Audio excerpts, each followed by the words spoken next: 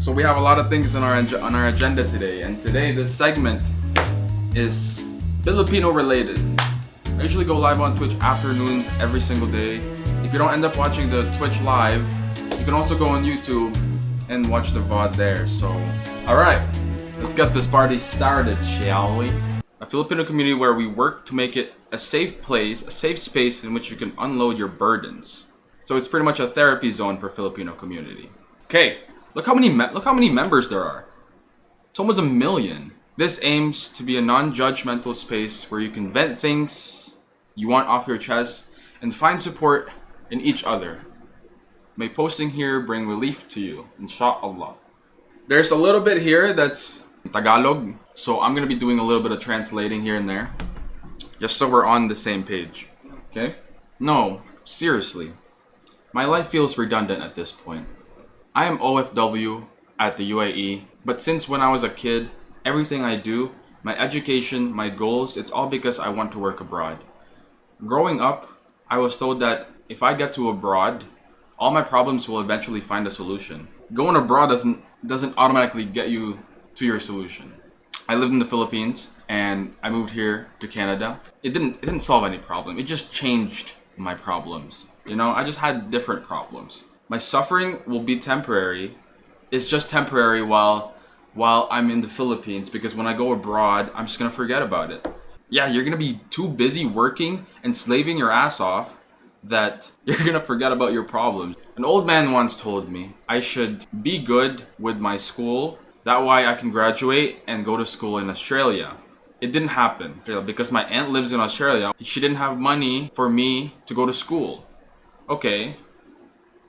First of all, your aunt in Australia is the one that's funding.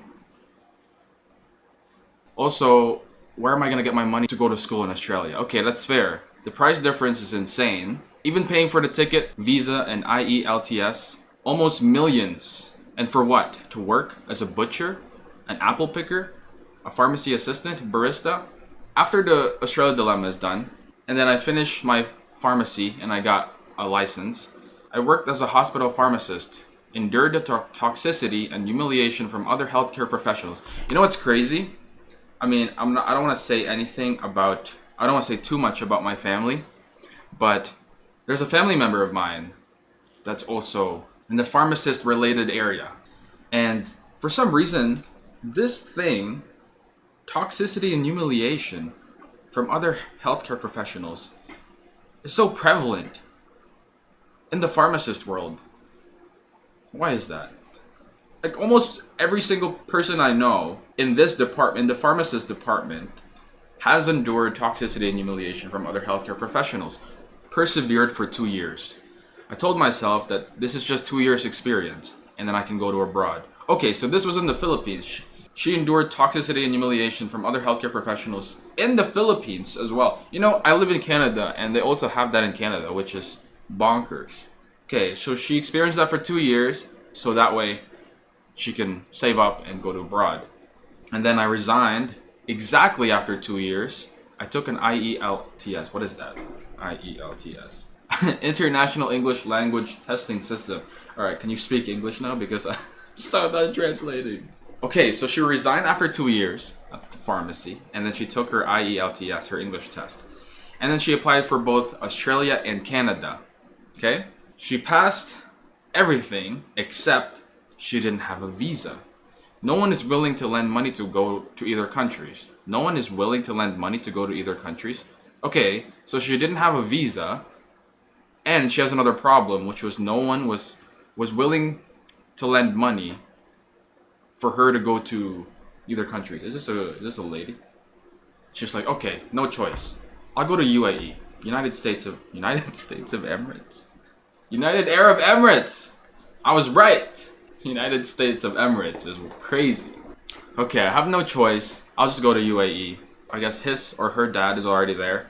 My dad's salary is good at the UAE, working as an OFW, overseas Filipino worker. Okay, but he has a family outside of marriage.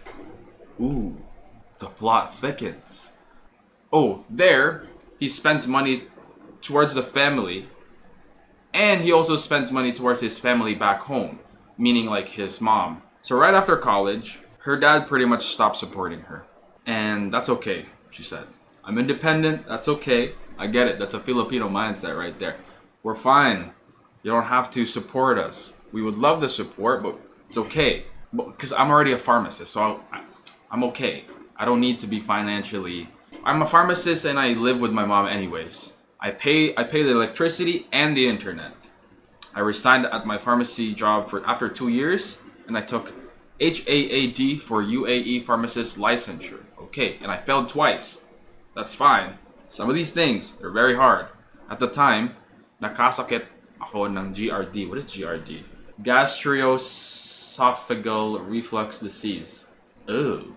How severe is GRD? Can range from mildly annoying to severely debilitating, and if left untreated can seriously lead to complications. Early 2022, COVID lockdown. I have been unemployed for 4 months, and in order to stop myself from being insecure and depressed, I worked as a pharmacist at one drug mart for a year. And there I felt that I was really bored with my life. Like everything is pointless. Borderline severe depression. Okay? Buti na lang I discovered BTS. What? But luckily I discovered BTS because I got distracted. WBTS, W Entertainment. It helps people like this. That's amazing. I didn't know it could do that actually. The GOAT. So she got distracted with BTS, with the BTS group, and that helped her severe depression just a little bit. And then her father called her. Why don't you just go to the UAE? Because I know somebody that can help you get to the government hospital. Okay, her dad knows somebody that can get her to the government hospital. So she resigned her job from the drug mart in the Philippines, and her dad paid for her visa with his friend's help, because if it's UAE currency, it's a lot cheaper. Fair enough. Dad still cares about the child. That's respectable, even though she has another family. Even though he has another family, he didn't forget about his children. It's a W Filipino right there.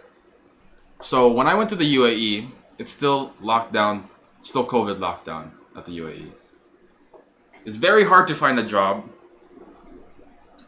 especially if you don't have Arabic background. Okay, that's crazy.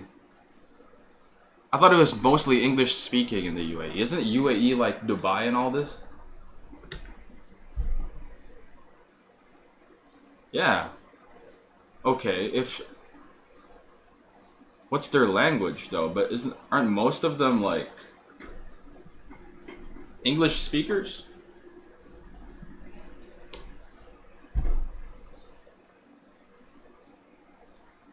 English is widely spoken, particularly in business and professional settings. Even though Arabic is the official language, it's the common language for expats and is used in for public spaces. I guess there are times when you have to actually speak Arabic. Maybe like, because if you work in the hospital, your patients, and I'm sure the people that you work with speak English, but some of the patients, they probably don't. But you can help each other out. There's somebody there who speaks Arabic. Why is that a big deal?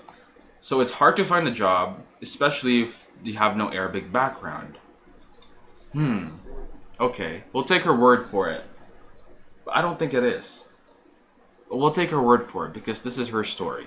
Okay? I'm out here changing her story because of my beliefs. That's crazy.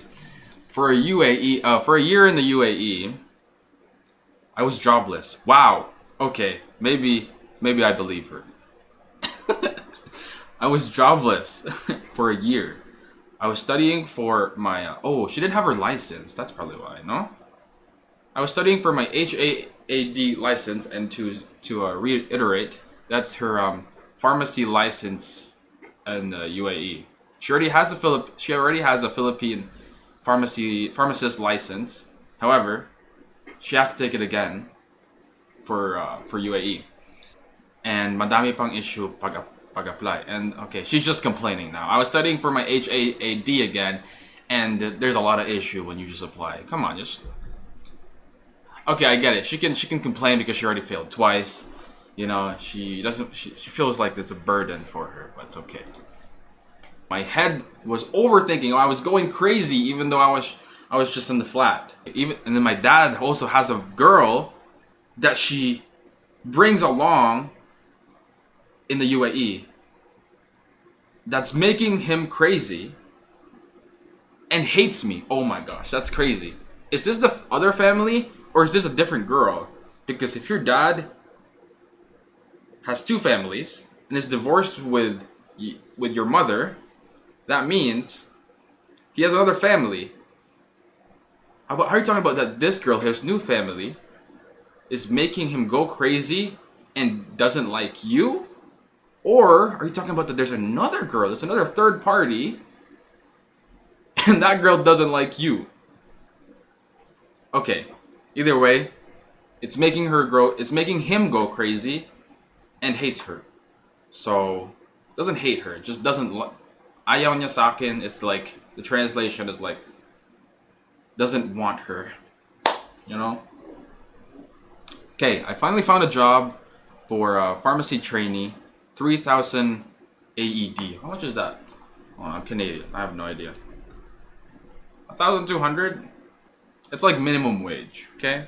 It's like minimum wage. She's a pharmacy trainee for 3,000 AED, 3,000 dirham monthly. Borderline slavery. And for 2 months, for 2 months I was working with no pay for 9 hours a day for 6 days a week before I was qualified as a pharmacy trainee. That's the norm. Ang baba ng tingin sa ibang lahi ng sa Filipinos abroad. Okay. So now she's saying an opinion about what others are saying about Filipinos abroad. Because I hear otherwise. Here in Canada, Filipinos are praised upon because when I talk to the locals around here and what they think about Filipinos, I only hear good things about them. They're like, oh yeah, they're so nice. They're always smiling. You know, they're very respectful. They're kind. They're always happy. Like, these are the things that I hear from Canadians at least. And I have no idea what it's like in different countries. But I guess we're learning as we go. We're just learning from the experiences of our fellow Filipinos abroad here. And then she said, no joke, the people abroad here in the UAE, the way they look at Filipinos is very low. It's very low the way they look at like the different ethnicities here abroad. The way they look at Filipinos is very low. That's her statement. I have no idea. Maybe it is. Maybe it isn't. Maybe it's just her own perspective, based off her experiences, which is true. Based off her experiences there with the people, right? Because most of the time she's with the health industry, and they're a little bit stressed or something. I don't know, because the people abroad, it's United Arab Emirates. I think it's mostly like it's an Islamic country, right? So, but there's a lot of people abroad there too. It's just like Canada, where it's a collection of people working abroad. So it's literally from different areas around the world in one place. So you got a little bit of everything, and it's not mostly just Arabs. You know, maybe it is. They're gonna give you a hard time before you could join the job. Okay, so what she said here, that they're gonna give you a hard time if you're a Filipino, you don't know Arabic or anything. They're gonna give you a hard time before you enter the workplace. You know, before you actually get paid. Meanwhile, those from different Arab countries, even though you know nothing about medicine and you don't have the motivation to go to work, even though you don't have a license, they're gonna pay you. Me, I don't have a UAE license yet. I'm the one that's doing the job of a pharmacist. They gave me a task, but I'm the one that's at fault if there's something that's wrong. So I sacrificed for 3,000 dirham per month sa bungangerang girlfriend na pa.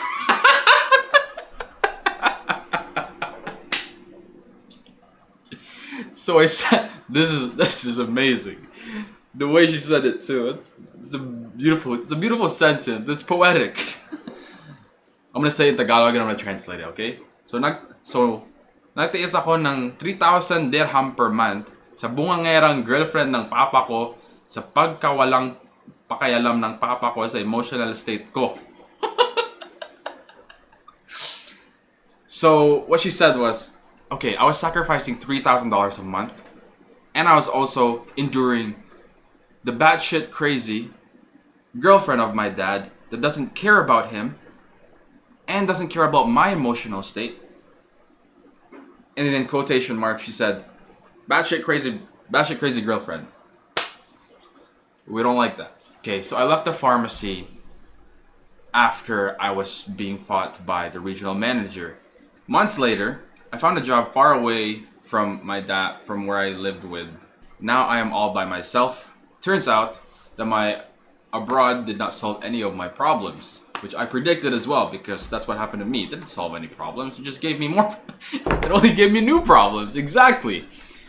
My last job didn't even give me my board certificate that I worked for so hard 4 years to get. So I had to take the licensure again and failed again three times now. She failed 3 times, and I just realized maybe I'm not meant to work as a pharmacist in the UAE. I am now working as a call center. Oh my god, this story relates very much to somebody that I know. She realized that she's probably not meant to work in the UAE, and she's now working as a call center agent. Still working the same hours, but it's less stress compared to the pharmacy. Now, she's 10 months in with her call center job. Less stressed, yes, but she feels empty. Where's the big salary na inaasam-asam ko since bata? Where's the big salary that I was looking for since I was a kid? Nothing. My salary went straight to my rent and my food. Even though buying new gadgets or just clothes, nothing. I don't want to go back to my dad. I don't want to go back to my dad while he's still with his batshit crazy ex. He cares more about her than he cares about me. Fine, I admit, I am a meek person. That's courageous of her to say that. I'm a weak person. I don't raise my voice. I don't say anything even if I find something annoying or irritating. Yeah, that's a thing. That's a thing with a lot of I don't know, a lot of Filipinos. Like, I guess like the mindset that, I don't want to say it's generalize it, but through my perspective, I feel like that's the trend I see, because that's what the culture is like back then. You know, it's a lot of like pleasing, like people pleasing. Maybe it's a natural person thing, but at the same time, I feel like culture, like your environment in the Philippines, definitely has something to say with that. I've been in that situation. I was pleasing others. I was a people pleaser. But now, MashaAllah, Habibi, Alhamdulillah. Ya Allah has given me a voice. Ya Allah has given me courage to say whatever I want. As long as it doesn't hurt anybody. Sometimes it does. So, forgive me. Astaghfirullah. Let's continue. I admit, I'm a weak person. I don't raise my voice. I don't say anything even if I find something annoying or irritating. And if I have problems, I solve them on my own. I don't ask for help. I'm sensitive whenever I ask a question and someone finds me annoying. I am the kind of person who always thinks of others and makes sure I don't burden them or give them a hard time. I always move like I am invisible. Make sure to clean my mess so that no one thinks that I am even there in the first place. I never cry in front of everyone. I never talk about my problems. Some call me kind or sweet, but all I feel is that I am a doormat and a pitiful adult child. Wow. That is a harsh reality. But I'm so glad that you had the courage to at least rant that on Reddit. Gotta give her props. It's okay, I want to read the comments afterwards. I'm so excited to read the comments. There's no comments! I want to know what people have to say. There's literally like 1 million people here. 27 years of my life. I'm about to be 28 this June. And I feel, so what? My life didn't improve after all years. I still feel the same depression that I had since I turned teenager. Becoming a pharmacist just tormented me. Going abroad just makes me feel like that my existence is at the bottom pit of human significance. That's an insane statement.